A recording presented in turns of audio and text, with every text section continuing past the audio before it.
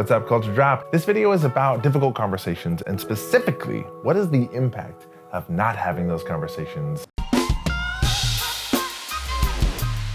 This conversation is important. One of the training and skills kind of development that I do with teams is around building a culture of feedback and also providing some framework for having difficult conversations and navigating little conflicts to big conflicts inside a company. Something that always stands out in a big way in those conversations with teams and organizations is the question of what is the impact of not having this conversation?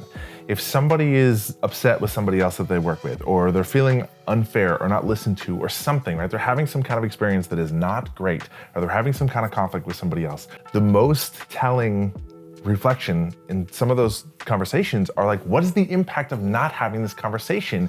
And down the road, it's always the same result, because people understand this, is that like, if we don't resolve these little instances of conflict or static between people, what happens is we absorb that, we avoid the conversation, and it turns into resentment. It turns into a strained relationship. It turns into low morale, somebody checking out mentally, causes morale issues. It causes dysfunction on the organization and like these strained relationships where these two people now like hate each other and don't work well together because they had some conflict a long time ago that never got resolved. And this is so important to think about if you're a leader and part of a team and you want to create a healthy team environment. We have to provide skills, training, and avenue, some frameworks for how can we as a team address things that are dysfunctional, static, people's bad experiences, which means having skills in resolving conflict and nonviolent communication, as well as our relationship with feedback. That we understand that it is safe to go to somebody else and be like, hey, this is potentially a dicey conversation, but we need to have it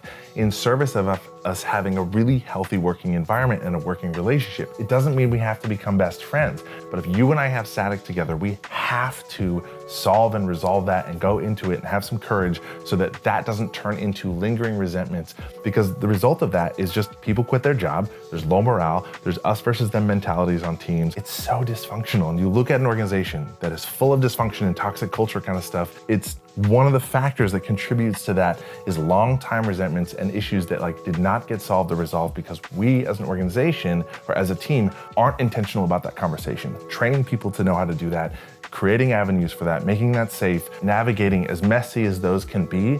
It's so much better to deal with those things then than to let teams just develop, like have dysfunction and long-term kind of like chaos. So important. The impact of not having crucial conversations is monumental to making toxic cultures in organizations.